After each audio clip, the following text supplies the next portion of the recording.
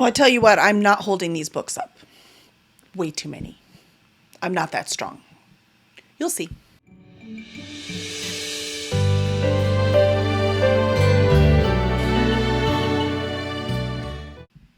Hello, hello. Welcome back to our channel. In the process of putting up my book hauls so that I have them up to use in the future to see how many of these I've actually read. This is the second one. This will be from the beginning of September.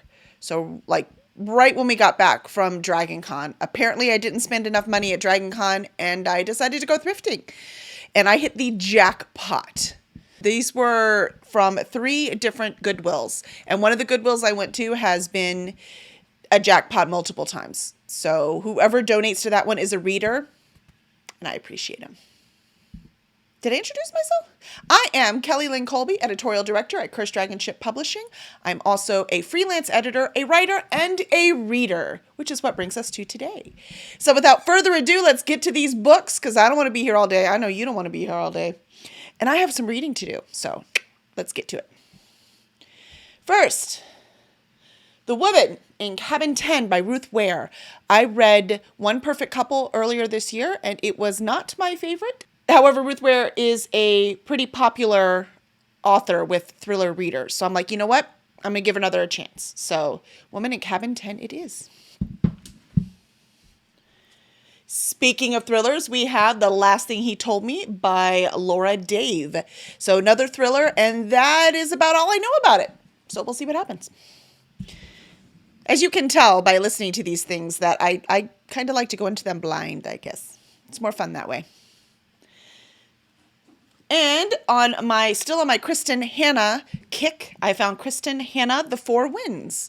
So we will read this one too. It is a historical fiction. I forget which this one. Texas, 1921. There you go. That's all I know because I read on the back. And Gabrielle Zevin, The Storied Life of A.J. Fikry. This book has even already made it on my December TBR. So yay, I'm going to read this copy. So future me can already mark this one off, assuming I get to it. This is about a bookstore owner who is grumpy and he's fine with his life and set in his ways. And then somehow, I'm not sure how, I suppose I'm going to find out, a little girl is dropped off on his doorstep. So now he has someone he has to take care of. So I'm excited. It should be fun. I've only begun to stack.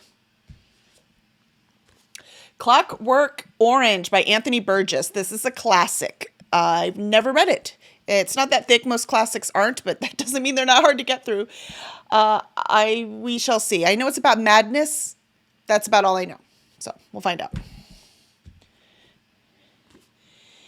In the Woods by Tana French. I've had a Tana French book on my TBR on Goodreads since 2016, but it was like book 6 or book 5. And I was able to find book 1 in this series thrifting. So I'm like, woohoo, now I can finally start it. So I'm excited. She is a Irish author, if I am correct, and this is a mystery. So that should be fun.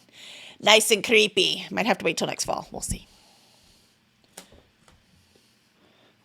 The Falling by T.J. Newman. This is supposed to be one of those suspense where you like read it in one sitting. And so we'll see. I think it's like a terrorist on an airplane. You just boarded a flight to New York. There are 143 other passengers, but you don't know that 30 minutes before the flight, your pilot's family was kidnapped. Yep. So, we'll see what happens in this one. But this is like one of those takes place in a few hours books. So those are fun to put in when I'm reading these epic, huge fantasies. It's nice to throw in quick ones too. And we shall see. The Seven Husbands of Evelyn Hugo. I have still, to my chagrin, not read a Taylor Jenkins read. So I have got to get some of these on my list to get them done. People are thrilled over these books. I hear praise and praise and praise. So I really, really got to read them. And I think, as you shall see over my multiple book hauls, I think I might own all of the big name ones now. So it's really time to dive in. I got to get in there. So I think it's a movie star, and she talks about her 7 husbands. I don't know. We'll see. Historical fiction. I do know it's historical fiction. All right. Kite Runner. This is one of those modern classics, and it is by Khalid Hosseini. I know it's like Afghanistan in the... I don't think it's in the Russian era, though. I think it's after Russia left. My gosh, I don't know. This is my ignorance in this. This is why I bought it. This is one of these books that you're supposed to read, and I like books I'm supposed to read, especially by an author from Afghanistan. I don't know very much about Afghanistan except what the news has told me, so that means nothing. So I'm looking forward to learn a few things. Another good reason to read. Station 11 by Emily St. John Mandel. This is a science fiction story. I'm pretty sure it is posted, like the world comes to an end, and the main character in this is in a traveling show. You know, I mean, people are still going to have to be entertained even when the world comes to an end. That's what we do. That's why I have all these books. So, and this was also on the top 100 books of this quarter century from the New York Times, and I've been wanting to read it for quite some time. I found that when I giggled. I was like, no, it's funny. It's fun to go thrifting and you find these books. You're like, what? And then the other thing you find are books you've never heard of, never seen of, have no idea what they are. And that's this one. This is The Lost Property Office by James R. Hannibal. I did look it up to make sure it's book 1. Oh, it says book 1 on the front too. And this is a middle grade. So look how cute this book is though. It's this little, it's like square in shape. It's fun. I'd never seen this, never heard of it. I don't remember what I read it was about, but it looks adorable. And I was like, I must have it. And I did look it up and this series is complete. So if I love this book, I can get the other ones and read the whole series. Another thing I've gotten better at when I go thrifting, I have Goodreads open and I am ready to look things up to see, because I hate when I accidentally buy like a book 3. It makes me very angry. And more nonfiction. I do like to read nonfiction as well. And this is Endurance. It's Shackleton's Incredible Voyage. So that will be fun. Who's this one by? Alfred Lansing. So that will be a fun one. Expand my brain, learn just a bit more. I can't do all the things, but I can read about them. This one is Let's Explore Diabetes with Owls by David Sedaris. He has a ton of like essay collections and nonfiction about his life and about his experience as a writer. And I've heard that he is quite entertaining as he's hitting like really tough subjects. So I am looking forward to dive into this one and see if his voice works for me. It's not going to fall, I swear. I might transfer it. The cat's coming by. It's scaring me. Little Fires Everywhere by Celeste Ng. This isn't a great copy, but it was 99 cents. And it was a hugely popular book that I haven't read. And I'm like, 99 cents. Let's give it a try. It's also not that long. Next is another nonfiction. It is The Devil in the White City by Erik Larson. And this is Chicago, right? In Chicago? Yeah. And I love Chicago. I grew up in Chicago, but we were poor, so I didn't see nearly as much of Chicago as I wanted to. And I want to see more, but there's something about Chicago that always speaks to me, speaks to my heart. And so I'm looking forward to reading this and finding out more about the more seedy nature of Chicago. And this is, let's say, bringing Chicago circa 1893 to vivid life. So that sounds great. Stay. Good books. All right. Out of My Mind by Sharon M. Draper. This one is a YA about a girl who is trapped in her brain, but then she learns a tool or something that she can learn how to communicate. And they didn't know anything was going on in her brain, but there's actually a lot going on there. And I'm pretty sure this was just made into a movie or a TV show or something. So looking forward to that one as well. Again, different experiences. Remember the Taylor Jenkins Reid? Malibu Rising, another historical fiction. Supposedly she does it great. I can't attest to it, though I still haven't read one. But I will. So, I'm going to start putting them over here so they don't all die. Don't fall. Please don't fall. Next one I giggled when I found this one too. Anxious People by Frederick Bachman. I read, what was it? Beartown earlier this year and really loved it. So now I'm a fan. So we'll see if his writing is for me or if just Beartown was for me. We're going to find out. Notice these were hardbacks too, and they cost me like $2. And more Khaled Hosseini. It is 1,000 Splendid Suns. I I don't think this one's Afghan, though. Kabul, it is. So it's still Afghanistan. So more stories from Afghanistan. I think this one's historical fiction, though.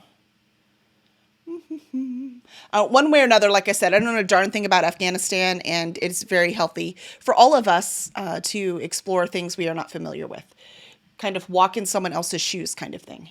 Though those shoes are high heels, that looks extremely uncomfortable in the terrain she's currently walking in. I wonder what that means about her life. I wish to read this one. So I have it now. Mentioned I was never good at Jenga. The Crimson Thread by Kate Forsyth. This is a historical fiction, World War I, actually, I think. I think I got it because it was World War I. Nope, World War II, May 1941. But I bought it because this cover was so pretty.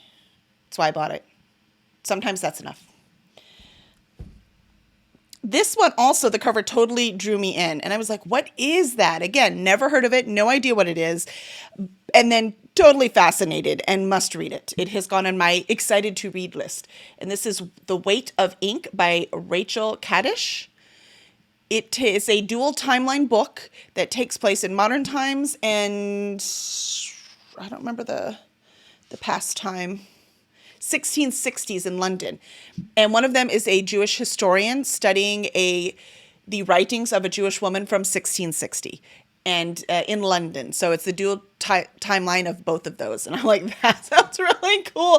But I love how it looks handwritten, right? They did a great job with this cover. It is so fascinating and simplistic with the parchment in the back. But I was like, I'm in. I must know what this story is. It is not little, but I have to know. So I bought that one. Another fun thing, thrifting, right? You never know what you're going to find.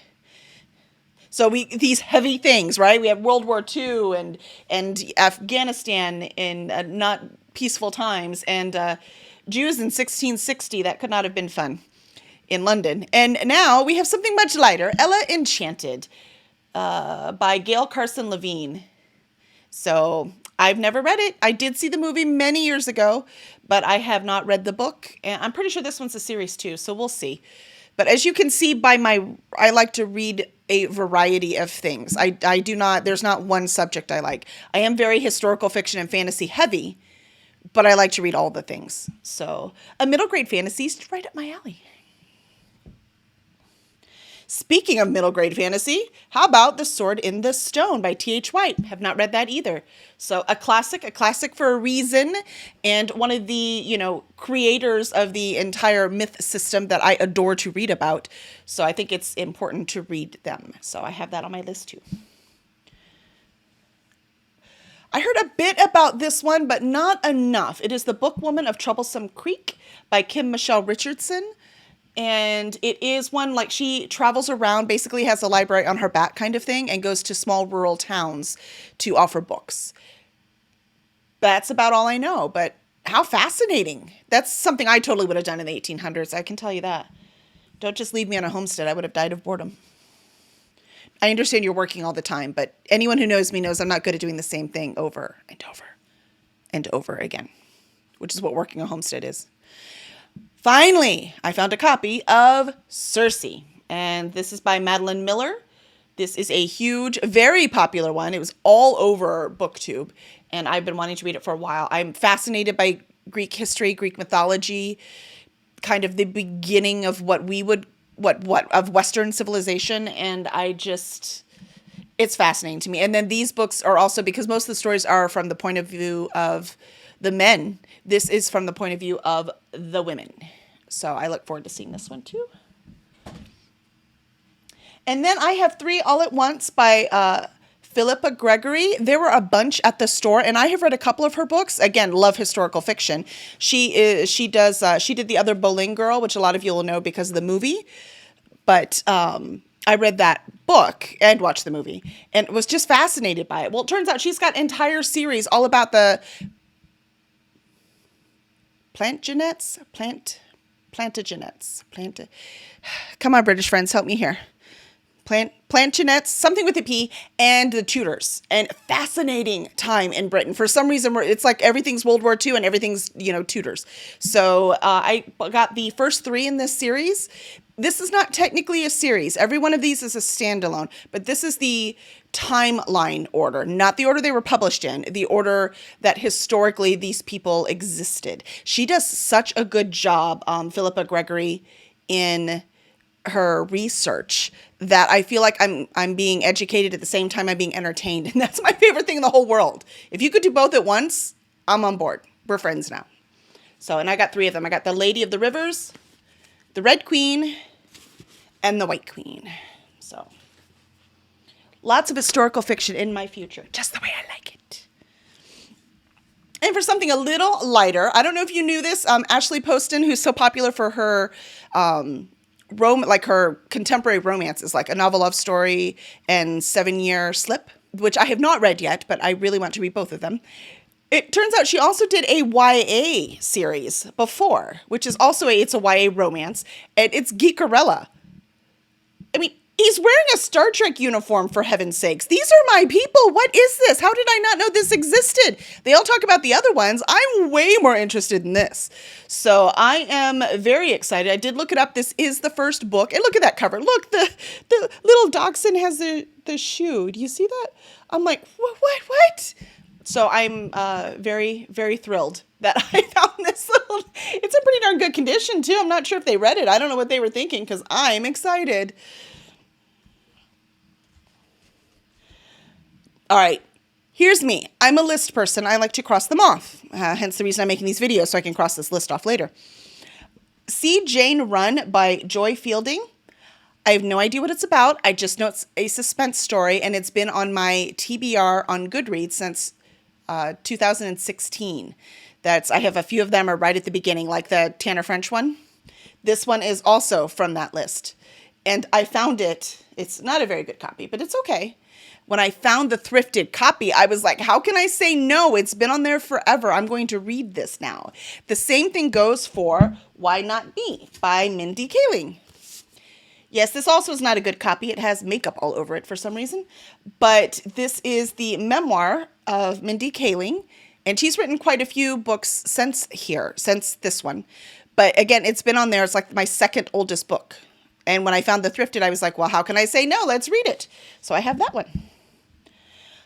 I also found The Road by Cormac McCarthy. This is a post-apocalyptic story about a father and son who travel across the country after the world has ended. And it is on that. It's also on that list of 100 best books in the first quarter. In the New York Times, 100 best books of the first quarter century. So I'm looking forward to this one. And this is actually on my reading list, like coming up. You'll see those reading lists too. The Giver by Lois Lowry.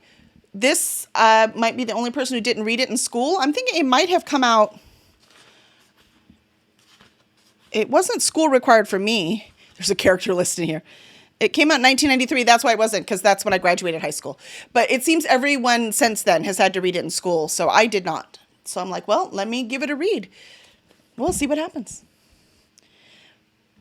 Guess what? Another Taylor Jenkins read. I don't know why I keep buying all her books when I haven't read any of them yet. But when they're, $1 or $2 and you hear amazing things about them, it's hard to say no. So I know this one is also a historical fiction about a tennis player who retired, and then somebody, some young upstart is coming to take her place, so she gets back in the ring. I'm getting a Rocky III vibe. So we shall see. I don't know if that's true. This is what I've heard. I've not read it.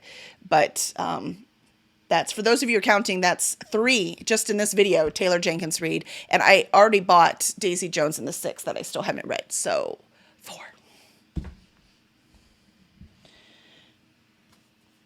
Legendborn. I was so excited. I've been wanting to read this for so long.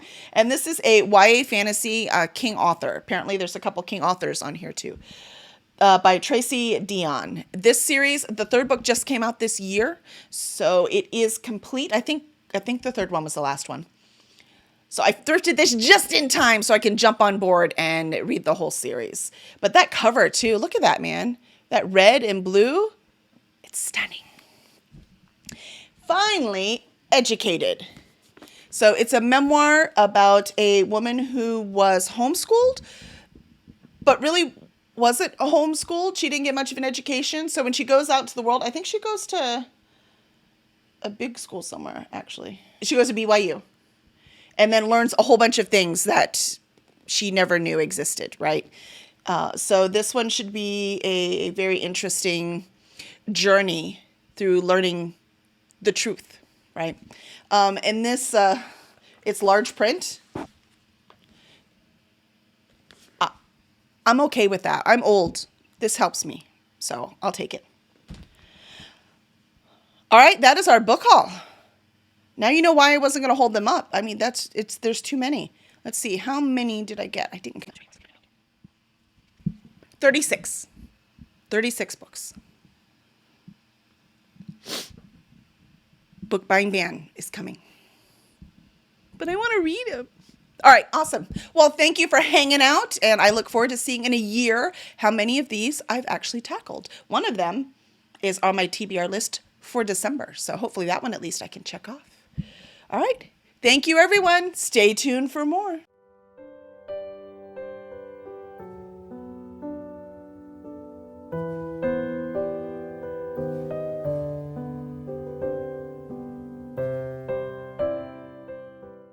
Also, the cat is playing in boxes right now, so I don't know if you can hear that or not, but he's a cat. It's a box. There's no stopping him. So forgive me.